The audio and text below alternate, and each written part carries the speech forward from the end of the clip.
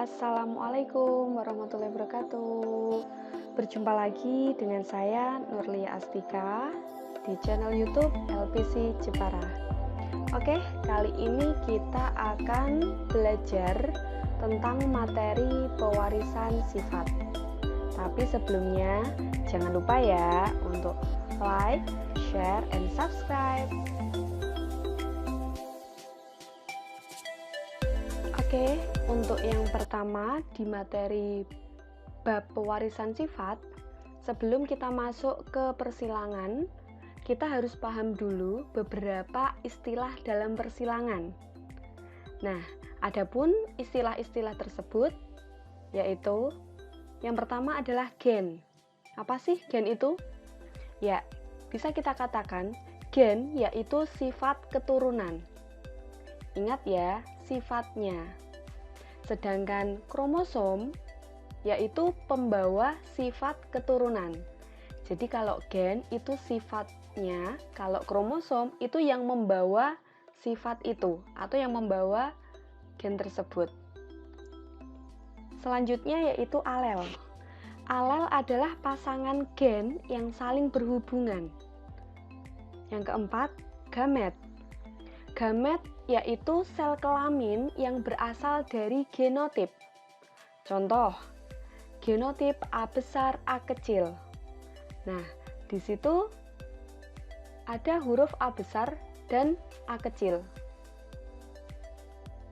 Maka, A besar, A kecil ini terdiri dari gamet A besar dan gamet A kecil. Selanjutnya, genotip. Genotip adalah sifat yang tidak tampak dari luar. Jadi pada saat kita nanti mengerjakan soal pewarisan sifat, persilangan, monohibrid, dihibrid, nanti kita menggunakan simbol huruf. Jadi, genotip adalah sifat yang tidak tampak dan biasanya disimbolkan dengan huruf. Contoh, A besar, A besar, A besar, A kecil, A kecil, A kecil, A besar, B besar, B besar, dan A besar, A kecil, B besar, B besar. Pokoknya semuanya dalam bentuk huruf. Oh ya, sebelumnya di sini saya akan menggunakan kata huruf besar dan huruf kecil. Yang seharusnya seperti yang kita ketahui, kalau ada seperti ini kita harusnya menyebutnya huruf kapital ya. Tapi di sini biar mudah membedakannya, saya menyebut huruf besar dan huruf kecil. Gitu. Nah, selanjutnya fenotip. Fenotip adalah sifat yang menurun yang tampak dari luar atau yang kelihatan. Contoh, buah yang besar, buah kecil, rasanya manis, rasanya asam, batang tinggi, batang pendek, rambut hitam, rambut coklat. Nah, itu kan kelihatan ya. Jadi dia tampak dari luar. Selanjutnya, hibridisasi. Dari kata hibrid yang artinya persilangan atau perkawinan. Jadi hibridisasi adalah perkawinan antara dua induk yang berbeda sifatnya. Jadi, perkawinan atau hibridisasi itu dibedakan menjadi dua, yaitu monohibrid dan dihibrid. Seperti yang kita ketahui, mono artinya satu, sedangkan di artinya dua. Jadi, persilangan monohibrid adalah persilangan atau perkawinan dengan satu sifat beda. Sedangkan dihibrid, persilangan atau perkawinan dengan dua sifat beda. Contoh untuk yang monohibrid, bunga mawar berwarna merah disilangkan dengan bunga mawar berwarna putih. Jadi di sini kita melihatnya warnanya merah atau putih. Ya, merah dan putih. Jadi ini hanya satu warna. Kalau dihibrid dengan dua sifat yang berbeda. Contoh, buah mangga yang besar tetapi rasanya masam atau kecut, kita silangkan dengan buah mangga yang kecil tapi rasanya manis. Nah, di sini kita lihat besar masam ini ada dua sifat beda. Bisa dipahami ya untuk membedakan antara monohibrid dan dihibrid. Oke, istilah selanjutnya adalah dominan. Jadi di sini nanti kita juga menggunakan istilah dominan dan resesif. Jadi resesif adalah lawan kata dari dominan. Dominan yaitu faktor yang kuat dan dapat menutupi faktor yang lainnya. Nah, pada saat penulisan genotip, kita simbolkan dengan huruf kapital. Contoh, A besar, B besar, dan C besar. Pokoknya semuanya huruf kapital. Tapi kalau yang resesif, itu faktor yang lemah dan ditutupi oleh faktor yang dominan. Biasanya, pada saat penulisan genotip, kita simbolkan dengan huruf kecil. Contoh, A kecil, B kecil, C kecil, pokoknya semuanya hurufnya kecil. Oke, begini. Untuk istilah dominan dan resesif, bisa kita katakan bahwa dominan adalah sifat yang lebih unggul. Sedangkan resesif itu sifat yang kalah. Sebagai contoh, misalnya kalau pada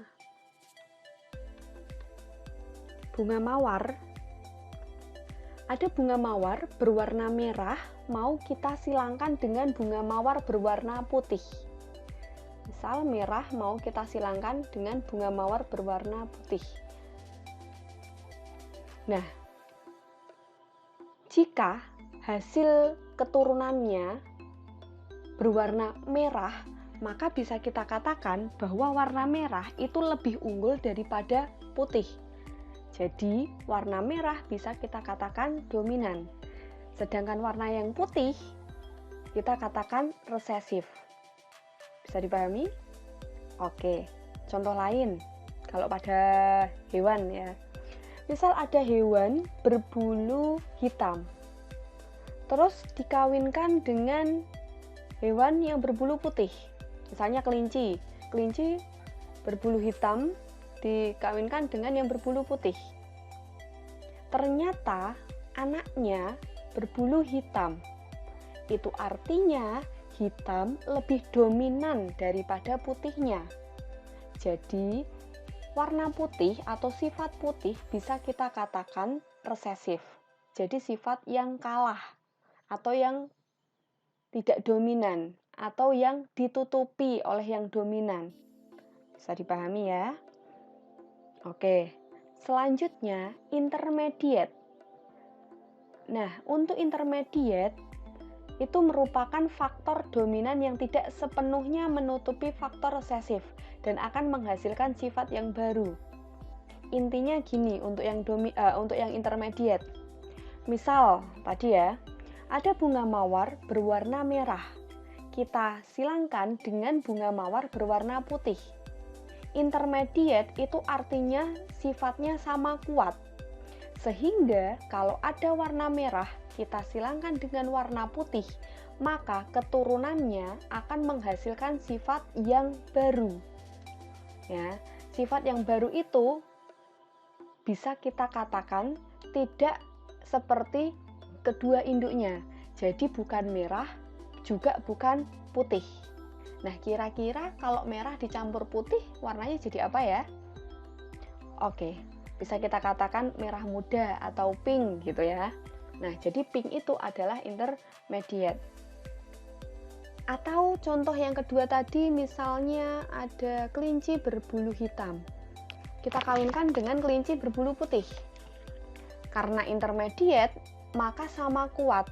Jadi, anaknya tidak akan memiliki bulu hitam ataupun putih, tapi akan menghasilkan sifat yang baru.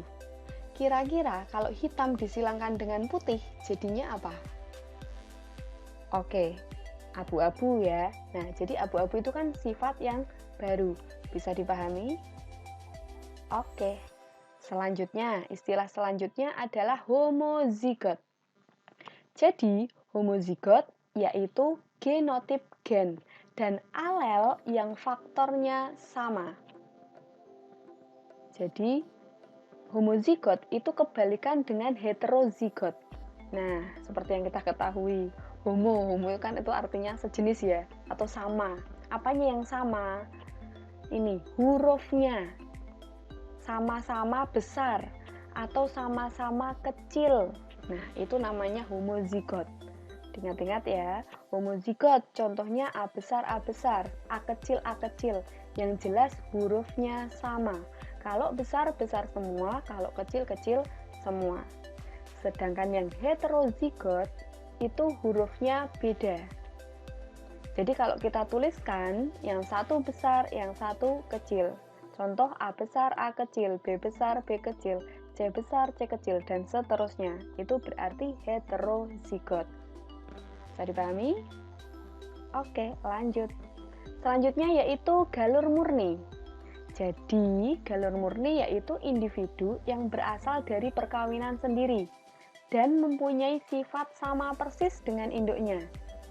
Contoh, ketika kita menyilangkan bunga mawar merah dengan sama-sama warna merah, otomatis keturunannya pasti akan menjadi merah. Jadi induknya sama, bisa kita katakan seperti itu. Selanjutnya parental, dari kata parent. Parental, parent artinya induk atau orang tua. Ya. Yang terakhir yaitu filial. Filial itu artinya keturunan. Nanti ketika kita memasukkan ke persilangan, ke materi persilangan, baik monohibrid maupun dihibrid, kita akan menemui dua istilah filial. Jadi ada F1 dan ada F2. Nah, F1 itu artinya anak, sedangkan F2 itu artinya cucu. Bisa dipahami? Ya, jadi F1 artinya anak, sedangkan F2 artinya cucu. Nah, demikian beberapa istilah yang ada pada bab pewarisan sifat. Oke, selanjutnya setelah ini kita akan membahas materi tentang persilangan monohibrid.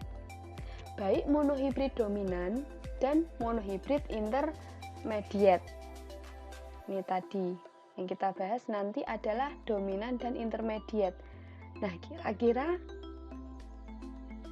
perbedaannya apa sih antara monohibrid dominan dan monohibrid intermediate? Oke, lanjut ya ke video berikutnya. Demikian, terima kasih. Semoga bermanfaat. Assalamualaikum warahmatullahi wabarakatuh.